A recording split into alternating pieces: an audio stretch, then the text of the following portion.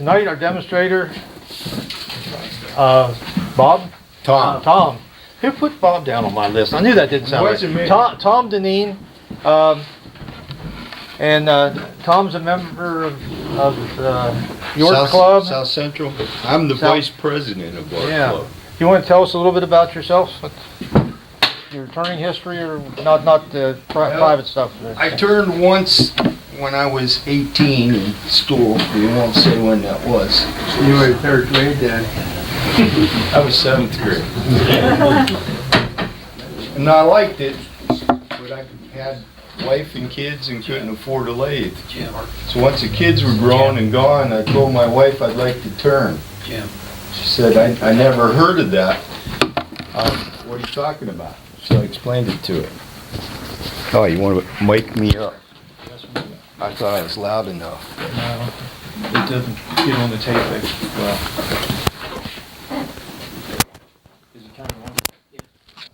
So, being the good wife she is, she bought me a lathe, but she bought it at Harbor Freight. And I burned 3 motors out on that Harbor Freight lathe.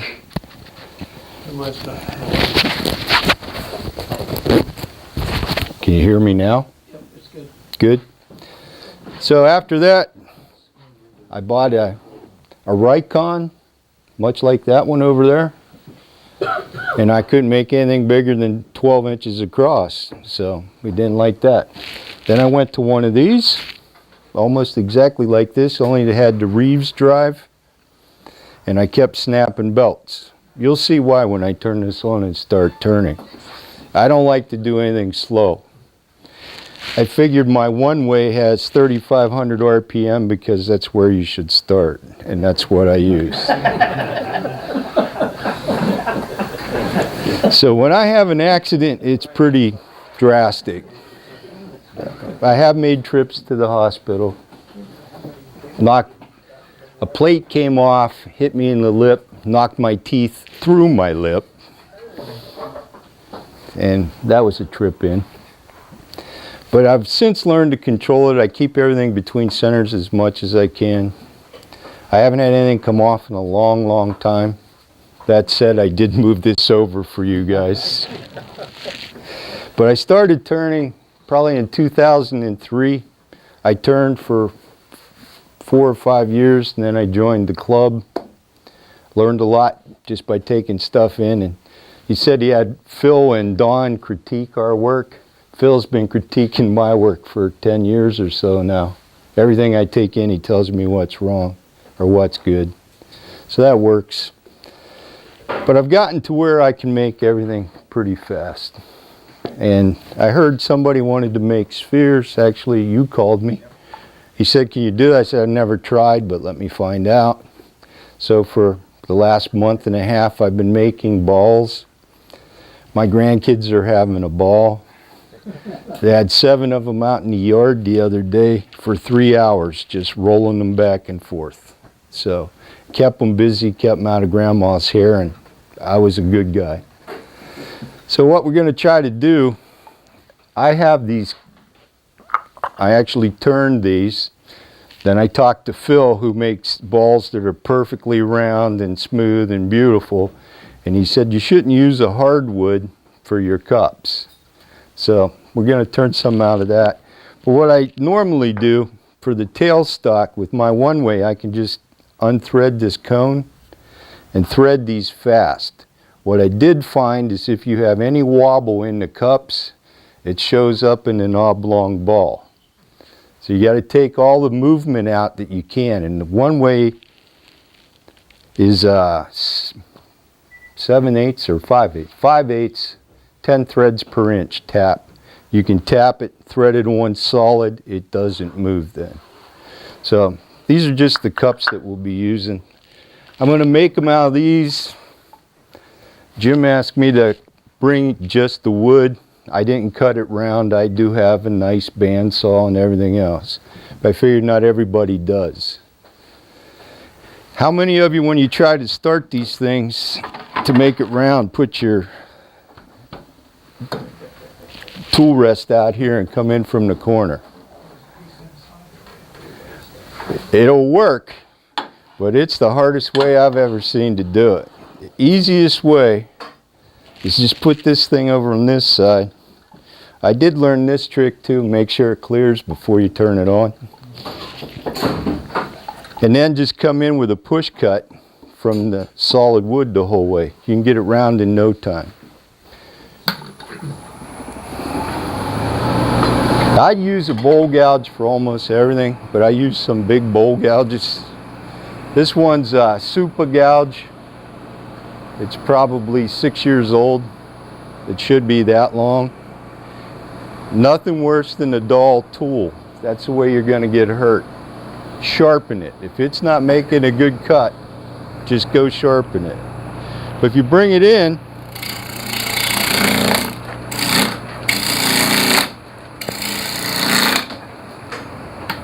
that's bark. We best do this. Hopefully you can still hear me. You see how fast we're getting it round? There's no banging or jumping. It works slick. One other thing I discovered at Harbor Freight, it is a good thing to have. It's a vibration glove. It actually makes it easier, because I'll go out in the shop and spend 8 or 10 hours making things. It's got a little pad here, it takes the vibration out, but what it really helps with is as fast as I turn those chips come off hot. They hit this, they don't burn my hand.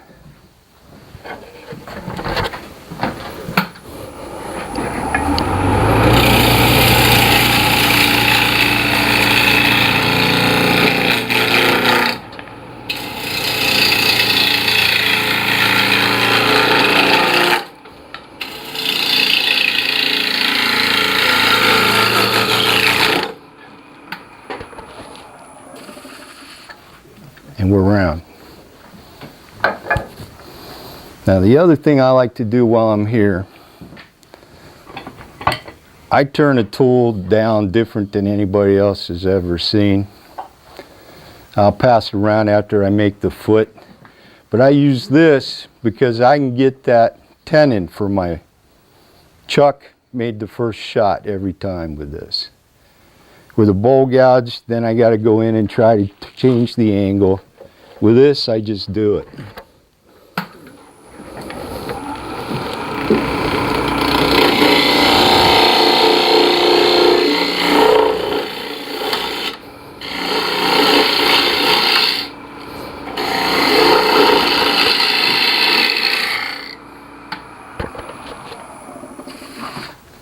And we've got a foot. And that'll fit right into the chuck. Once I've got it pretty round, then I'll move it out this way. It's one of the things I've found is you turn uphill like they tell you never do, you'll push the fibers off that are unsupported. But if you stop and come back in from the other direction, you'll smooth that right out. This is just poplar. It's really soft wood. Should be tearing it to pieces, but it'll cut really well if the tool's sharp.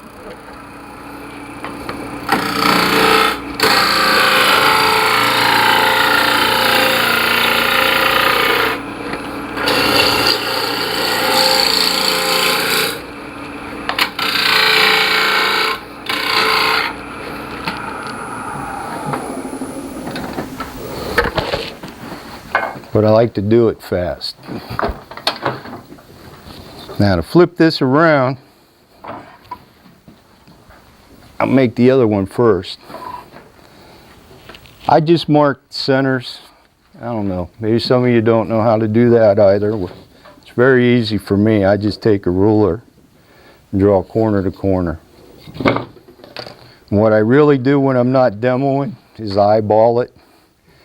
Because 30, 40,000 of these later, it's pretty easy to guess.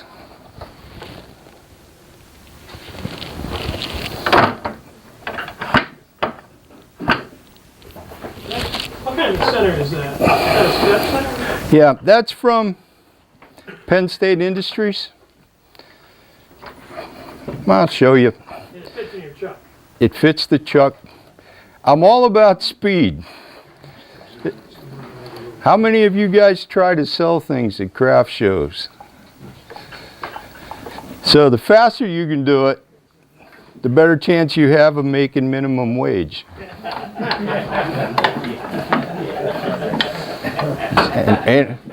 And I'm just not working for less than $7.50 an hour, so.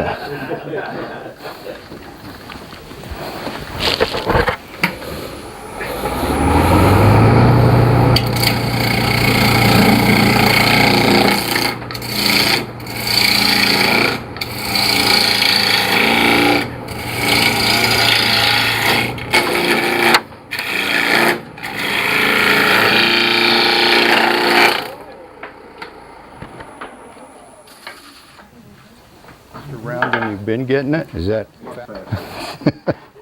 I wouldn't recommend turning it that fast till you get good at it. But what I found is the faster you go, the less air you're cutting, less time you're cutting air. Your cuts are smoother. If I slow this down and try to do that cut, it's going to tear out the whole way up along it. So whatever you're comfortable with safety-wise, what you feel good with, turn at that speed. I don't know that I've turned mine down in the last year or so. It starts at about 34.90 and it stays there.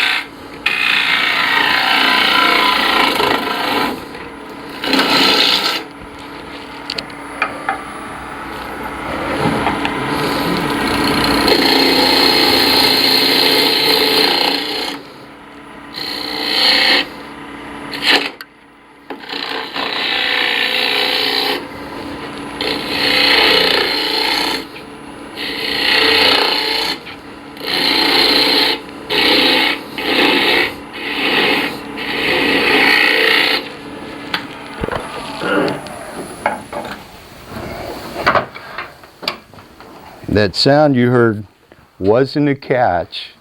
I found a nail.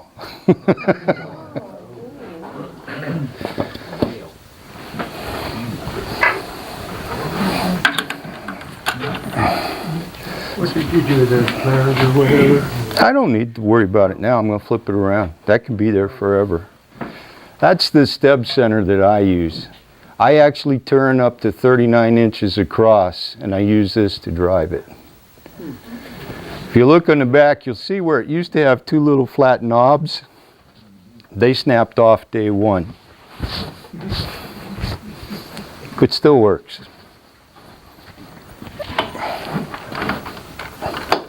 The other thing when you're making tenon, you want to make it as close to the closed size as you can.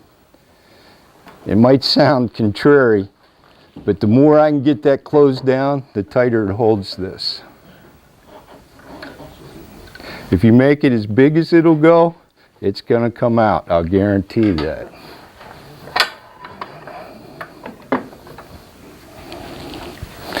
Now there's a couple ways I do these. I can do it with the gouge.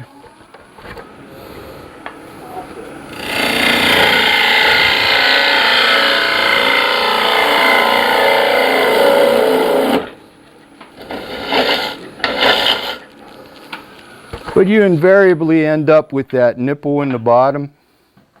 And when I'm trying to hold a ball, that's not the best. So I've got one of these. Nice round nose scraper.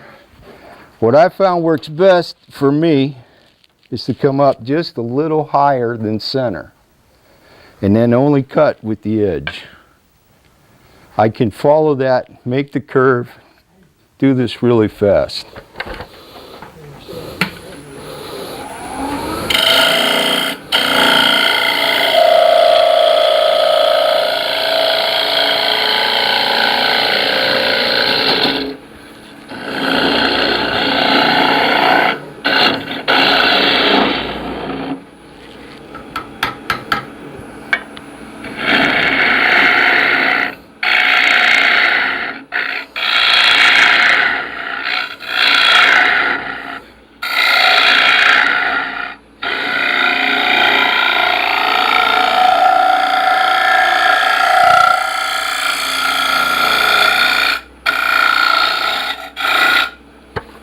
Do you hear the little chirping vibration type noise? That tells me there's a crack in here somewhere.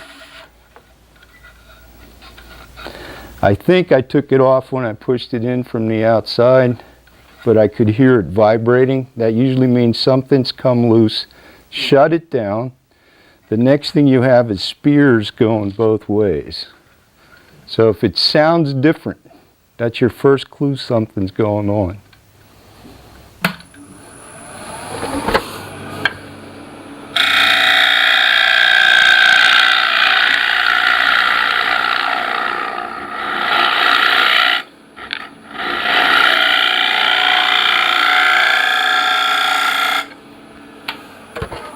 And that should work to hold the ball.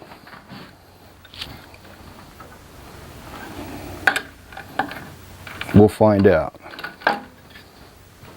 But that is a nice piece of metal I found on that one. But that's all you got to do. You don't need to sand it smooth. It's going to be a drive for your ball once you turn it between centers. So what you're doing now is making the cuts? Yep.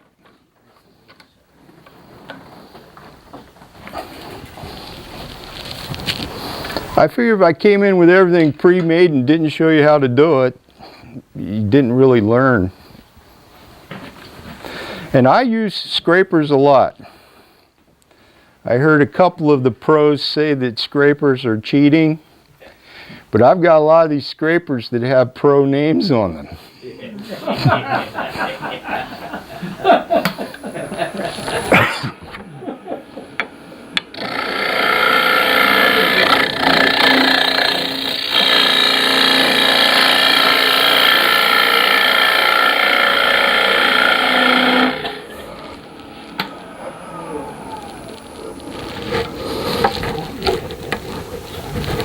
How long ago did you get that dead center?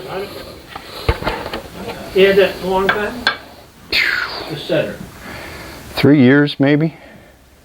Penn State Industries. Penn State. Penn State Industries. When I bought it, it was $25. Like, I don't know. I didn't look lately. But I know We're going to run right out and look at that. going for bowl turning, I was using woodworm screw, and then I'd have to drill a hole, and it slowed me down. So I found that and tried it. It works great. Even with tearing the end off of it, it still works great.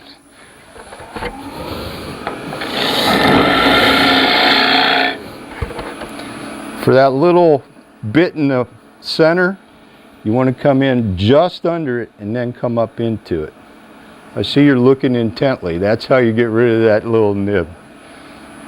It took nine years and several $100s in lessons to learn how to do that.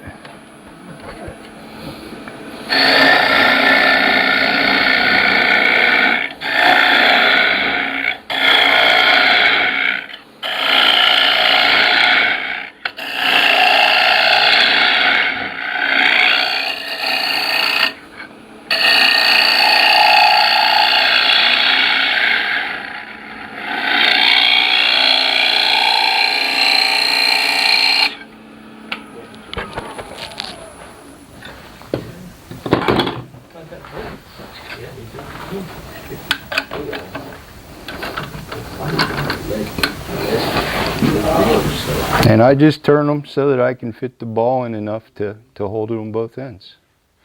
Now with this, it's going to be interesting because I forgot to bring my tap to tap and thread it. So I'll just put it on to here. Nah, better not do that. That wouldn't be good to show you how. Always use your open, right? Yeah, I can use them. Now I will need the stub center back. Coming up.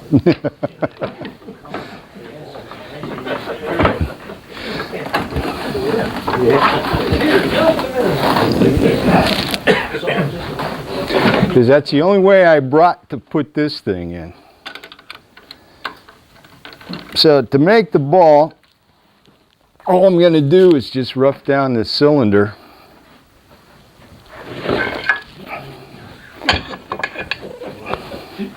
Check, please.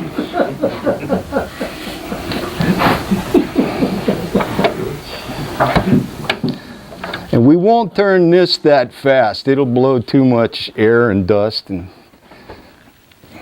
but I'll speed it up as soon as it's around.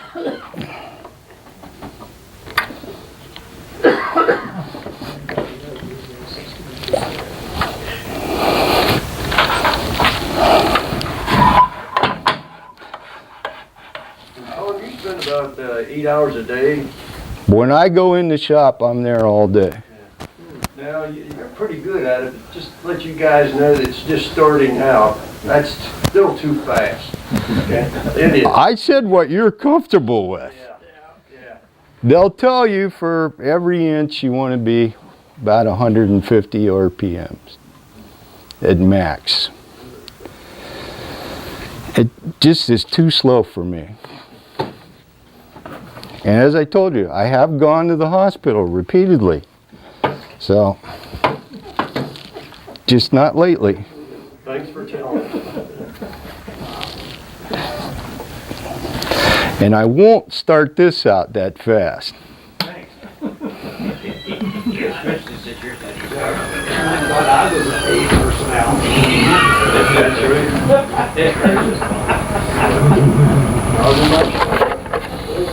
You see how much dust and air we get? This is only running about 600. For this, I use the Spindle roughing gouge. I also learned the first time I tried turning, you cannot go into faceplate work with this thing because it snaps off right here and pieces fly everywhere. But with this, I just start at about the angle on the tool rest. What I found is with Jet and Powermatic and One Way, they made this at the right angle for a reason. What we want to tend to do when we start out is come up on top. You're too high. It doesn't work well. It wants to fight and throw the tool around.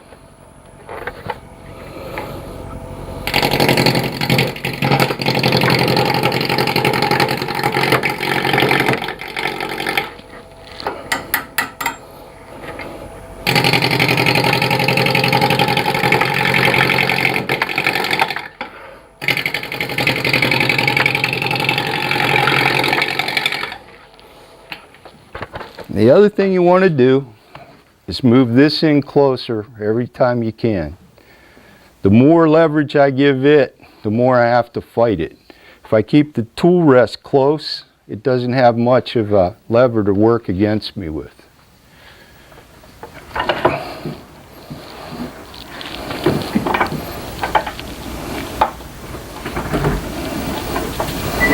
You got one high spot that just doesn't want to work.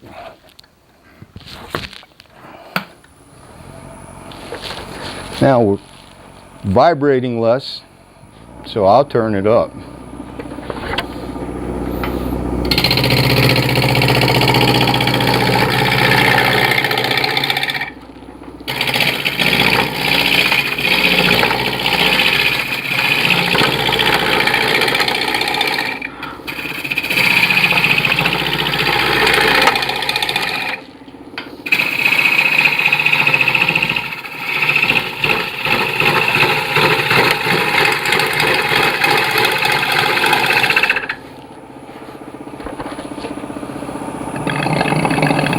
That's another little trick you learn. If it's flat, it'll bounce up and down.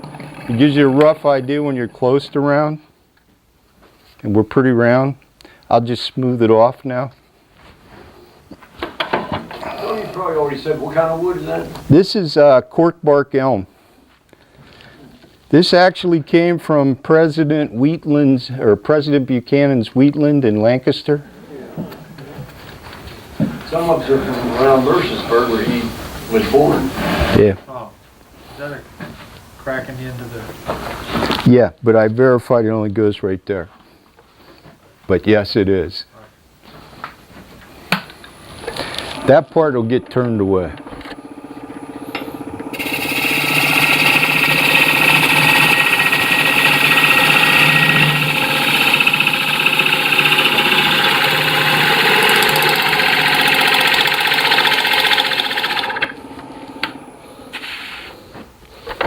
And that's smooth enough for what I want to do. Now, to make a 6-inch ball, I just want to find center on this. And then I'll mark 3 inches on each side.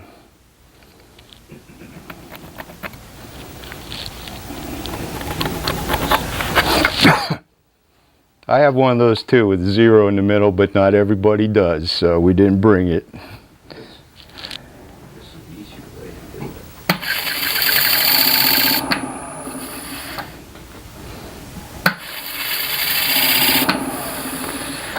Yeah, I looked this up on the internet. You wouldn't believe how many guys will tell you a different way to make a ball. And I didn't use any of them. It didn't work for me. One told me to figure out 16 different facets. That would give me 22.5 degrees per section. And then you want to take the sine of 22.5, which is 0.414, and that gives you the diameter you should cut this down to.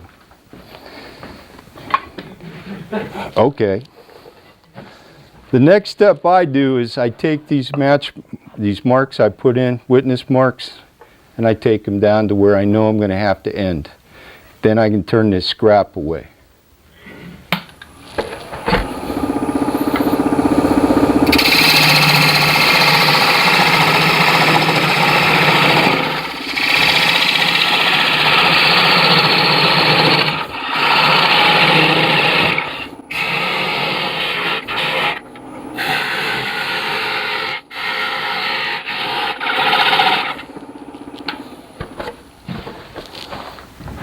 Can I see that knife? What was it? That's a parting tool. Okay.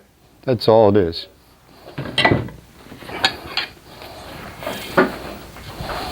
Then I just turn the scrap out of my way. You can do that with the spindle rough and gouge if you want. My bowl gouge is just about that big. I'm more comfortable with this.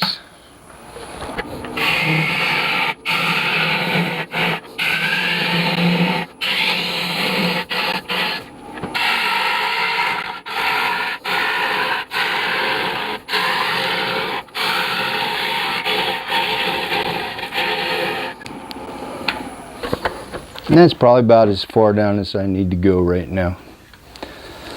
The next step I do is I try to look at about the middle and start my curve on the ball. I leave this to the last possible minute.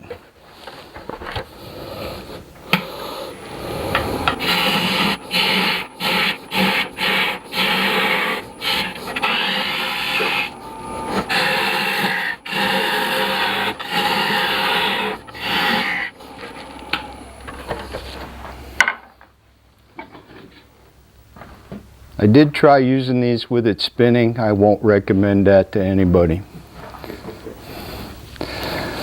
What I do is set it to the center.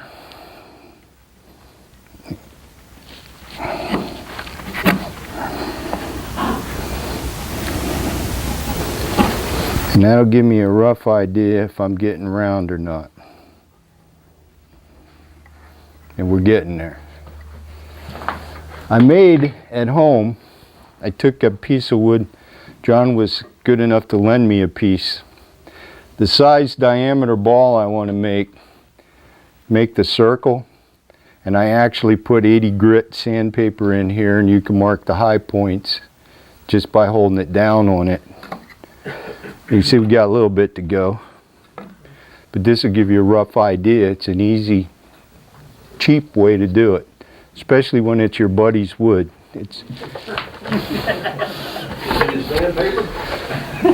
I have sandpaper in the bag. There is a crack in this, so I think we'll be okay. Just so you know, there's one in it. I didn't see.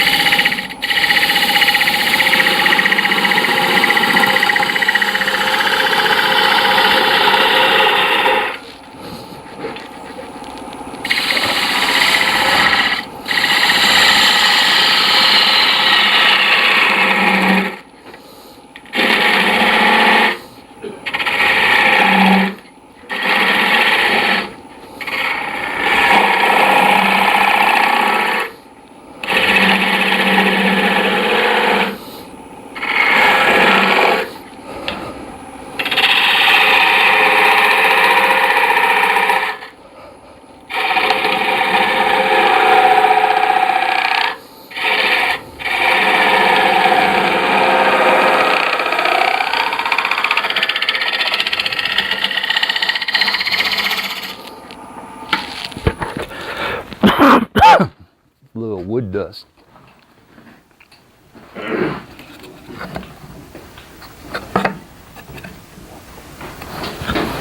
So once I've got it fairly round, I can make a big mistake right easy with a gouge. So I've found you can either do it with a flat scraper, or I actually like the skew for this as a scraper. I don't want to tell you try to skew the ball. You can do it. I've made a few threaded ones. They look really nice. But if you use it as a scraper, you actually control a little bit at a time with that skew, and you can get it more round this way.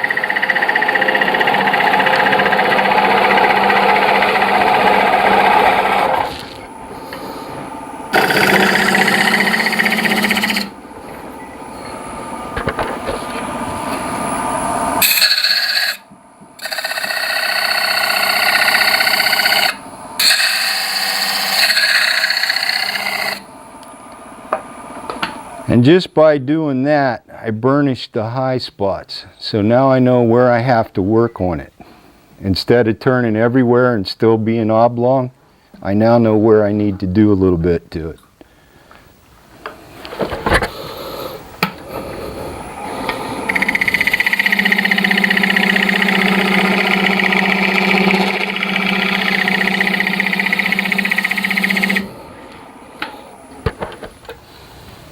It's another trick I learned. Shut it off before you move the tool rest.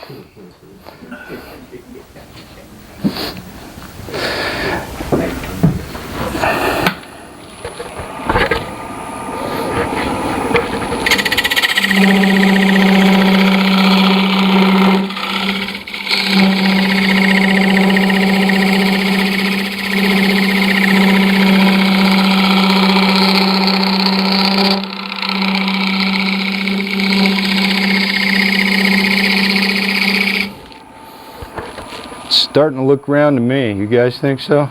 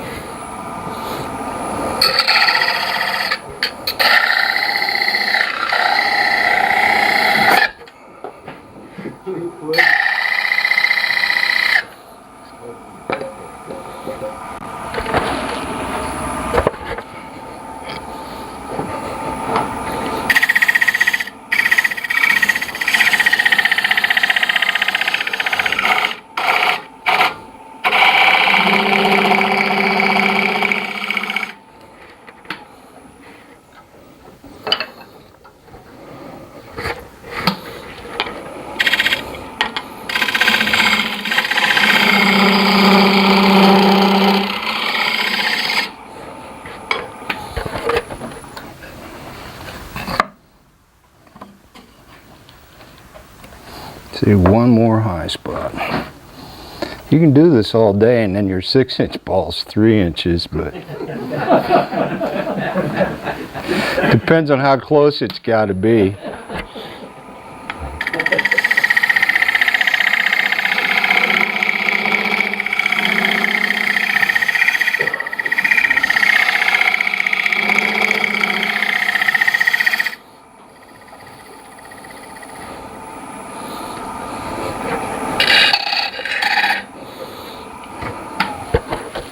I think we're pretty close.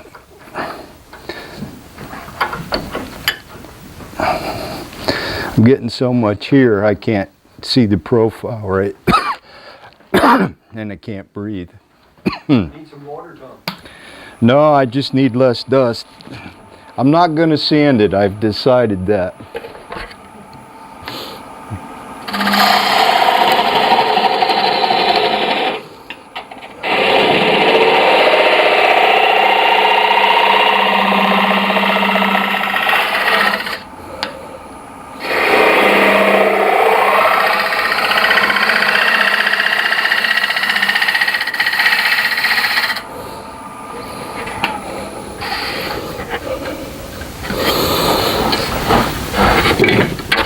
Give me a better idea.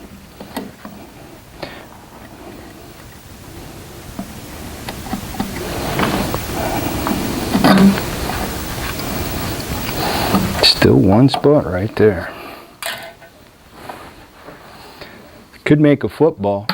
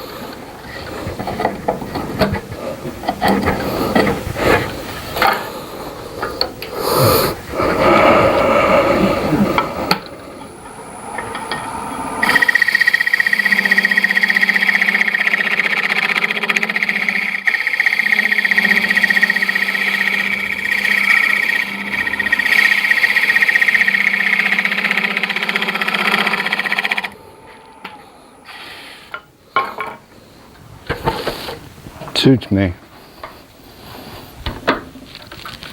I can play there all night till I get it round. If you take enough time, you'll get it perfectly round. I'm afraid to stick that back on for throwing pieces.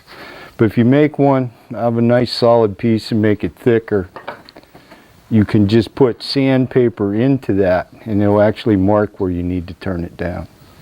Do we have a way to cut off the, or do I need to do it on here? There's a bandsaw back there, but I don't see a cradle. I'll do it this way, safer.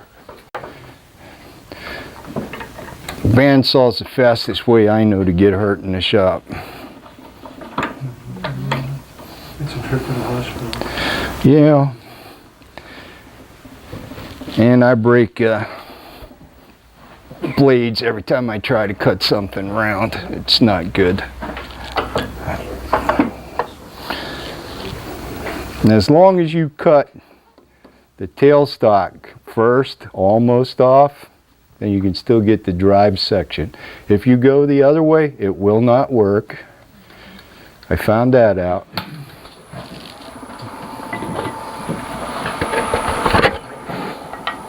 Now, I try to follow the curve a little bit with this, just so I don't have a big flat spot I got to deal with.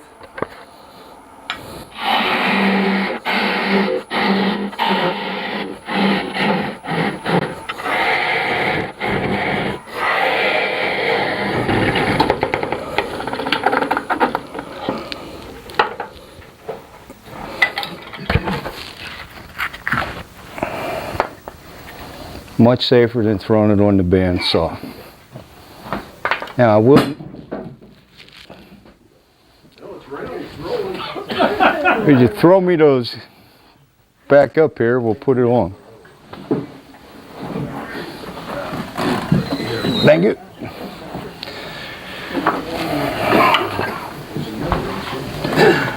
These are the only two I need, Larry. I don't really. I just want to show you how to make them. This is why I like the one way. You can swap stuff around on here all you want till you lose these in your wood chips. What nails are for? Yeah, I've got a few of those. What I have done with nails is sometimes I'll use wood that's not quite dry for this, and then it'll warp. I'll drive a nail in here, bend it around it, flip it around, put it in the headstock, and true it back up. It does work. I don't turn that at 3,500 RPM though.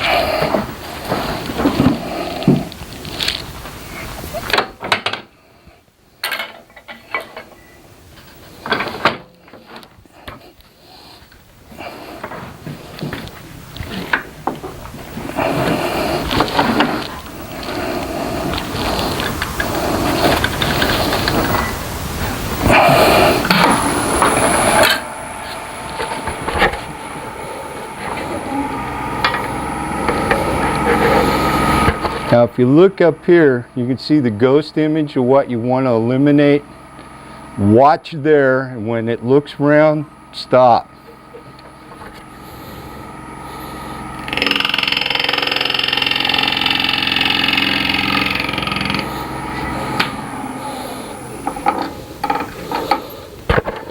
And we're pretty close. The rest of it's just sanding it and playing around till you got it as round as you want it. And this is where I really like the skew chisel, because I can get in close to the cups. It goes right in there nice and neatly with the toe.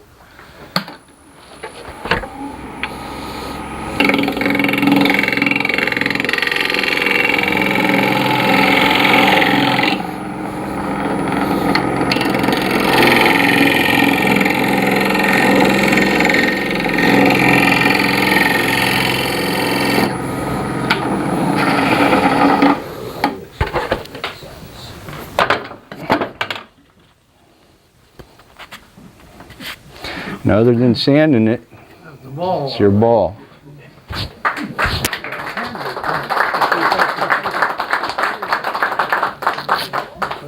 Now, do you keep rotating it in the cup? When I sand it, yeah. What I use, another Harbor Freight tool, I guess it fell out. They're sanding sponges. They work great to hold sandpaper. They don't work to sand. But they'll work to sand the ball. What I found is, I'll put my dust collector right under it and just run it on the bottom. It's the easiest way I found to sand them. It takes it right away. Plus I can flip the switch on mine and reverse it and do the top if I need to. But once I've got it that close, I'll take the calipers and mark where the high spots are and just sand them off with 80 grit. That's the best tool when you get that close.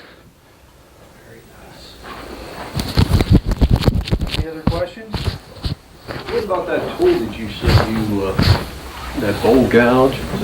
Did I sharpen different than everybody? Yeah, there you go. That was a bowl gouge, right? Yep, that's a Thompson 1/2-inch bowl gouge. That's all I can say.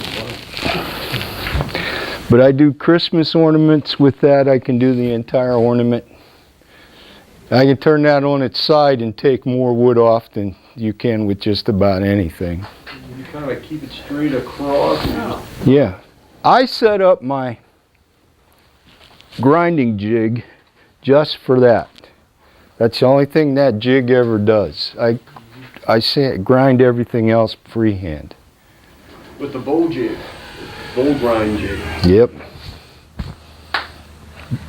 But I found that by accident. It does take a little to learn to run that tip in right. But once you do, you guys have seen me do it with a bowl. It's really fine control. You can get detailed. Makes tops really well because I can go right down along to the handle and do the whole handle with it. What degree is it? What angle do you have to know offhand? New. Good. It's whatever happened to be. It's whatever happened to be when I set it up. All right, well, thanks again, and enjoy the